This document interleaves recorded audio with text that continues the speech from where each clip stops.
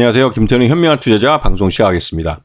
최근에 SG증권발 폭락 사태에 대해서 세간에 많은 화제가 되고 있는 것 같습니다. 이게 이제 투자자들 입장에서는 진짜 전무후무한 듣도 보도 못한 사건이기도 하고, 이게 이 종목들 8개 종목이 2년여 동안 꾸준히 주가가 올라서 몇백 프로 그 주가 상승률을 보여주던, 그리고 나름 거래소에서 우량주라고 평가되고 내재 가치가 있는 종목이라고 평가되는 종목들이었는데, 이 종목들이 단 며칠 사이에 CFD 계좌의 그 반대 매매에 의해서 주가가 거의 한 80% 가까이 폭락하는 이런 황당한 현실을 목도하게 된 거죠. 이렇게 되면 주식 투자 입장에서는 굉장히 무서운 거죠.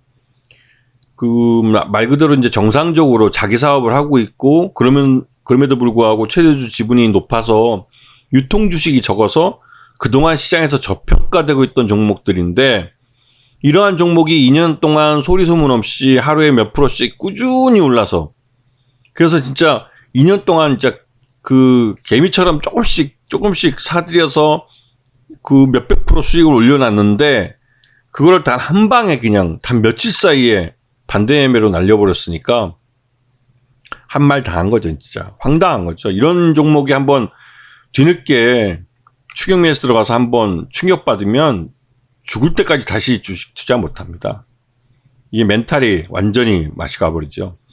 그런데 이 차익 결제 거래라는 게, 이게 그 무차입 공매도와 같은 그 불법을 하지 않아도 이 돈 있는 쪽에서는 충분히 이 파생금융 상품을 이용해서 공매도를 칠 수 있다는 걸 보여준 그런 사례이기도 합니다. 실제로 4월 24일과 27일 사이에 이 뭐 대성홀딩스나 성구항이나 서울가스나 삼천리가 주가 폭락 사태를 나타낼 때, 그때 쏟아진 물량들은 일명 뭐 공매도라고 볼 수가 있죠. 왜냐면 이 CFD 계좌 자체가 자기 증거금이 40%만 있으면 이 100%까지 이 주문을 낼 수 있기 때문에 60%에 대해서는 그 돈이 없는데도 불구하고 주문이 나가는 겁니다. 근데 주문이 나갈 때 증권사가 이 거래를 위탁하기 때문에 이 증권사가 자신들의 그 대통령에서 정한 기관 투자가라는 위치를 이용해서 공매도를 낼 수가 있는 거죠. 그러니까 돈이 없으면서 매수를 대행해 줄 수도 있고, 또 그렇게 해서 이게 100%까지 자기 증거금이 40%밖에 안 되지만 100%까지 주식을 살 수 있을 뿐더러, 이게 반대 매매로 나갈 때는 공매도와 같은 효과가 나올 수밖에 없는 그런 상황을 만들어 버리는 겁니다. 그래서 이게 요번에 시장에서 큰 충격을 줬는데요.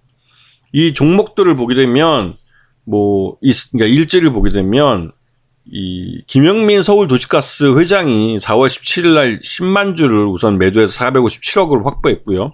그다음에 김익래 다우키움그룹 회장도 다우데이터 주식을, 다우데이터가 다우키움그룹의 실질적인 지주회사나 마찬가지입니다. 근데 이에 3.66% 팔아서 605억을 확보했는데요. 이게 이제 김익래 다우키움그룹 회장은 이 주식 증여에 대한 세금을 내기 위해서 팔았다라고 변명을 하고 있습니다. 그런데 왜 이 시점이냐 하는 문제가 있죠. 왜냐면 이들 두 회장이 팔고 나서 다른 상장사 최대주주나 특수관계인도 주식을 판 걸로 나오고 있는데요.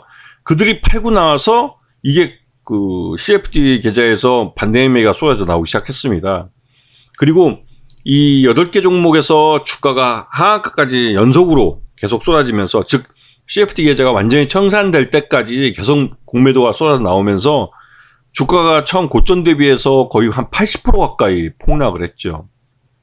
그리고 이제 뒤늦게 이제 검찰에서 이게 주가 조작을 의심스러운 사람들을 출국금지 조치하거나 조사를 하겠다고 나서게 됐고, 이게 2년 동안 주가를 그렇게 끌어올릴 때는 금감원도 조사를 하지 않았는데, 주가 폭락하고 나서야, 즉 사고가 터지고 나서야 검찰도 금감원도 범인을 잡겠다고 막 선무당처럼 춤을 추고 난리를 치고 있는 겁니다. 그런데 문제는 기존 언론은 이 사건에 대해서 특정 연예인이 주가 조작 세력과 결탁해서 한몫 땡기려다가 몇십억을 투자했다가 몇백억을 손해본 그런 사건이라는 식으로 아주 자극적인 내용으로 보도를 하고 있는데, 그 연예인 자체도 이 주가 조작 세력과 함께 뭘 했던 간에 이익을 보려고 이 돈을 투자했던 것이고, 또 그러면서 한편으로는 또 이번 사건에 의해서 그 주가 폭락에 의해서 피해를 본 피해자이기도 합니다. 근데 문제는 이 CFD 계좌, CFD 이 파생금융 상품 자체가 우리가 법적으로 금지하고 있는 차입, 그러니까 무차입 공매도를 실질적으로 할 수 있게 해주는 그런 금융 상품이었다는 거죠. 이게 이제 그만큼 구멍이 있었다는 겁니다. 뒤늦게 증권사들이 이 CFD 계좌에 대해서 신규 계좌를 트거나 기존에 있던 계좌들도 매매를 중단시키는 그런 조치를 했습니다. 왜냐면 이게 이렇게 위험할 줄을 증권사들도 몰랐다는 거죠. 뒤늦게 이제 이 위험을 인지하고 나서 이제 뭐 서울 남부지검도 그렇고 금융위도 그렇고 금감원도 그렇고 합동수사팀을 꾸려서 뭐 조사를 하겠다 막 난리 치는데요.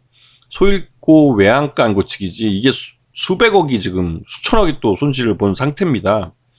그리고 이 소시때 증권, SG증권발 이 폭락으로 인해서 시가총액이 날아간 걸 보면 어마무시합니다. 그리고 이런 주가 폭락을 통해서 이 회사들은 그 주식 증여를 할 경우에는 고가의 주식을 팔았기 때문에 그 돈을 재원으로 해서 자식들에게 증여를 할 수 있는 거죠. 그것도 아주 싸게. 증여는 이 대기업 최대주주의 증여는 증여일 기준으로 그 증여 전 60일, 증여 후 60일, 그 60일 사이 앞뒤로 해서 120일간의 종가 평균, 그 종가 평균을 갖고 증여세의 그 기준점으로 잡습니다. 그래서 이게 그 지금처럼 주가가 폭락을 해서 어느 정도 시간이 좀 지나서 나서 주가가 이렇게 계속 또 흘러내린다면 그때 증여를 해버리면 주가가 비쌀 때 주식을 팔아서 증여세 재원을 마련해 놓은 상태에서 주가가 더 낮아졌을 때 기준으로 증여를 해버리면 증여세를 엄청나게 줄일 수 있는 효과를 볼 수가 있는 거죠.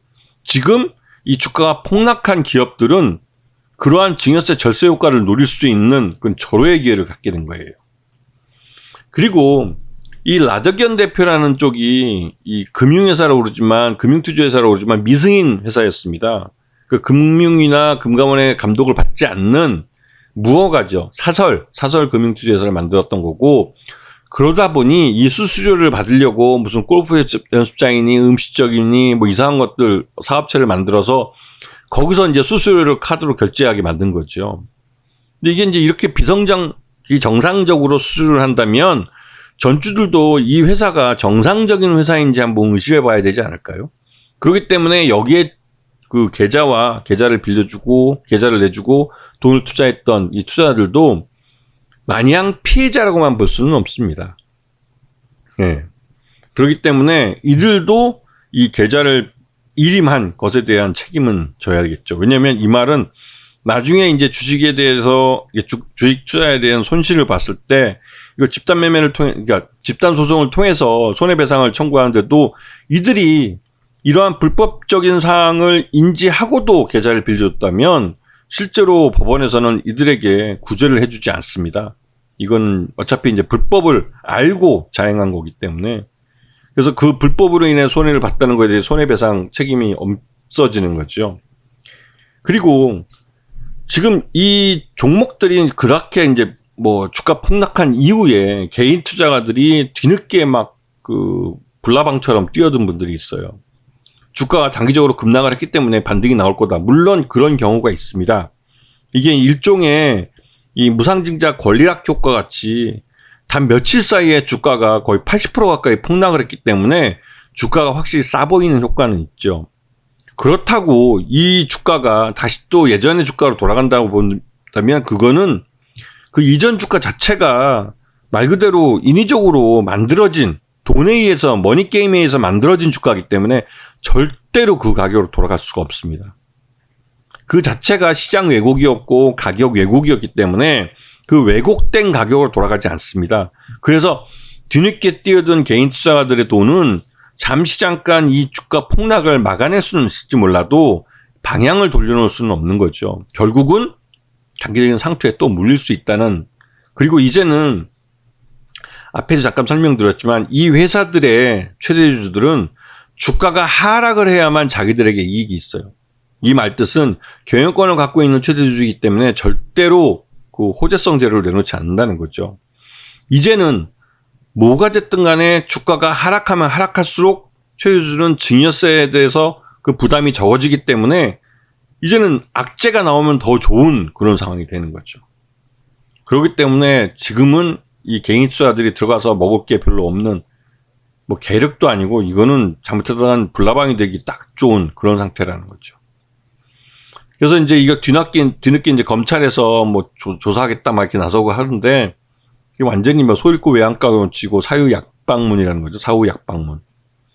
근데 여기에 이제 이복현 금감원장이 지위고하를 막론하고 엄정 수사한다고 그러지만, 그 말 자체가 그러니까 립 서비스일 뿐이지 실질적으로 이 아까 앞에서 거론했던 그 재벌 회장들을 처벌할 수 있는 근거가, 실제로 이 사람들이 이런 사전 그 비공개 정보를 사전에 인지하고 그러한 비공개 정보를 기반해서 이 매도 주문을 냈다면 모르겠지만, 그거를 확실하게 밝힐 수 있는 게 없다면 이거는 지위고하를 막론하고 엄정 수사하겠다는 건 어디까지나 립 서비스입니다. 처벌 못합니다. 그리고 그만큼 이 검찰이 의혹이 있을지 솔직히 의문이 듭니다. 의혹이 있었다면 서울 남부지검 같은 경우 지난 2년 동안 주가가 그렇게 오를 때 조사를 했겠죠. 이거 그냥 쇼입니다. 쇼. 처벌 못합니다. 이건. 그래서 우리나라는 기본적으로 성공한 쿠데타는 처벌할 수 없다는 이 법리에 멈춰있는 나라예요. 말 그대로 이제 1980년대 전두환 노태우를 감옥에 보낼 때, 그때 대법원에서 대법관들이 성공한 쿠데타로 집권한 이 군사정부, 그때 신군부의 정부였죠. 신군부 정부도 정상적인 선거에 의해서 성립된 정부와 같이 이 쿠데타가 끝나고 정권을 잡았을 때는 그 이후의 행정이나 모든 것들은 정상적으로 집권한 정권과 같기 때문에 이건 성공한 쿠데타는 처벌할 수 없다라는 법리를 만들어냈죠. 우리나라 법조계는 여기서 단 한 발자국도 나가지 못한 상황입니다. 이거는 증권시장의 자본시장법도 마찬가지인 것 같고요. 그래서 앞에서 말했던 이런 뭐 지위고하를 막론하고 처벌, 웃기지 말라고 하십시오.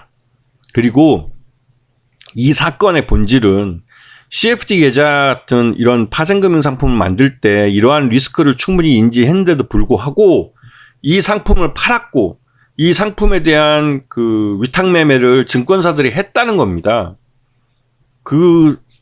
이 증권사들도 공범이라는 사실이죠. 그리고 일반인들, 여기 계좌에다가 돈을 맡겼던 일반인들은 이러한 리스크에 대해서 충분히 고지하지 못했다면 그 사람들도 피해자라는 사실에서는 어느 정도 구제받을 수 있을 기회가 있을지도 모르겠습니다. 하지만 이게 계좌를 일임하는 과정에서 아까 앞에서 설명했던 그러한 불법적인 사항들 인지했다면 이 손해배상을 받는 게 쉽지는 않죠. 예. 그리고 이러한 파생금융 상품을 통해서 우리가 우리 자본시장이 이러한 불공정한 거래를 할 수 있는 시장이라는 점에서 우리 시장이 선진지수, 그러니까 FTSE 선진지수나 MSCI 선진지수에 들어가기에는 아직 먼 일이다라는 말씀을 드리고 싶습니다. 그래서 최근에 뭐 우리나라 정부, 윤석열 정부에서 이제 이 선진지수에 집어넣겠다 말하는 건 역시나 앞에서 말했던 말과 같이 립서비스에 불과하다는 거죠. 이러한 부분들을 분명히 기억하시고 우리 시장을 대하셔야 됩니다. 아시겠습니까? 자, 오늘 방송 여기서 마치겠습니다. 감사합니다.